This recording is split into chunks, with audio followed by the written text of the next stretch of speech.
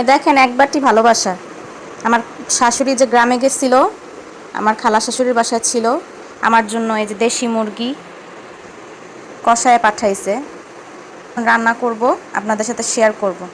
মানুষ কতটা ভালোবাসলে এরকম করে বাটি ভরে পাঠিয়ে দিতে পারে তাদের ভালোবাসা।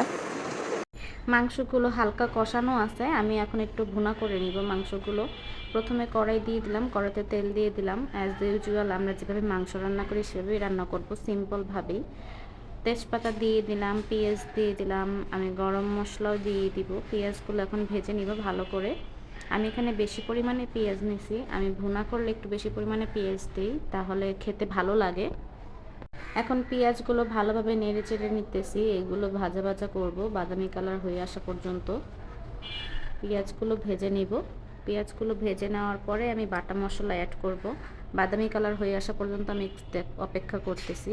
এই যে পেঁয়াজ বাদামি কালার হয়ে গেছে, এখন আমি বাটা মশলা দিয়ে দিব। আদা বাটা, রসুন বাটা, জিরা বাটা। এই বাটা মশলা দিয়ে রান্না করলে দেশি মুরগিটা খুবই ভালো লাগে।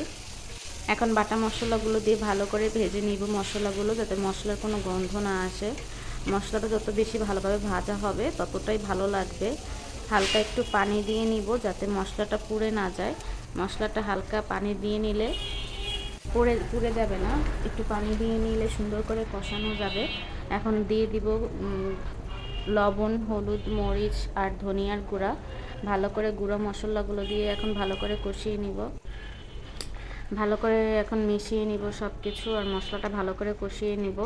হালকা একটু এখানে পানি অ্যাড করতে পারেন আপনারা, আমি প্রথমে পানি অ্যাড করি না, আমি পরে পানি দিই। আমি আগে মশলাটা ভালো করে ভেজে নিই, তারপরে হচ্ছে হালকা পানি দিয়ে তারপরে মশলাটা কষিয়ে নিই। আমি হালকা সামান্য পানি দিয়ে তারপর মশলাটা কষিয়ে নিয়েছি। এখন মাংসগুলো দিয়ে দিব, মশলা কষানো হয়ে গেছে।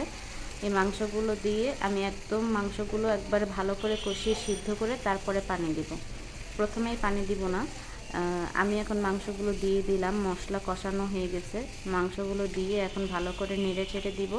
ঢেকে ঢেকে আমি একটু মশলা কষায় নিব মাংস সহ। এদিকে দেখেন আমাদের বাবুর সাথে একটু ফাইজলামি করতেছি, দেখেন একটু আদর করে দিচ্ছি, আদর করে দেওয়ার সাথে সাথে ঘুমায় গেছে। ওদের জীবনে শুধু আরাম আর আরাম, খেলবে, খাবে দাবে, ঘুমাবে সারাদিন। দেখেন ঘুমায় গেছে, একটু আদর করছি ঘুমায় গেছে। ঘুমের স্টাইলটা দেখেন কত নবাবজাদা।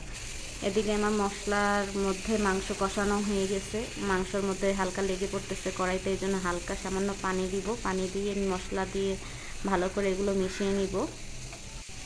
আমি এখন পর্যন্ত কোনো পানি ইউজ করি নাই, এইমাত্র এখন একটু অল্প একটু পানি দিয়ে এখন মাংসটা ভালো করে কষায় নিব সিদ্ধ হওয়া পর্যন্ত। আমি ঢেকে ঢেকে রান্না করতেছি, মাংস থেকে পানি ছাড়ছে অনেকখানি, দেখেন মাংস প্রায় সিদ্ধ হয়ে গেছে।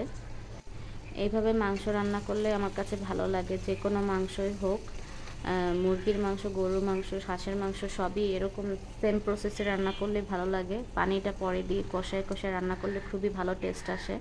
আমার মাংস সিদ্ধ হয়ে গেছে, আমি এখন পানি দিয়ে দিব ভালো করে সিদ্ধ হওয়ার জন্য। যেহেতু দেশি মুরগি অনেকটা শক্ত থাকে এর মাংস, এই জন্য একটু বেশি করে পানি দিয়ে সিদ্ধ করে নিব যাতে মাংসটা নরম হয়। আমি হচ্ছে পানি দিয়ে দিছি, আমার মাংস প্রায় হয়ে গেছে। এখন আমি ঢাকনা দিয়ে 8-10 মিনিট রাখবো। এই যে আমার মাংস প্রায় শেষ, এখন আমি নামিয়ে ফেলবো চুলা থেকে। দেখেন আমার মাংসের ফাইনাল লুক। আসলে জানাবেন কিন্তু কেমন লাগতেছে আপনাদের কাছে, আমার কাছে খুবই ভালো লাগছে।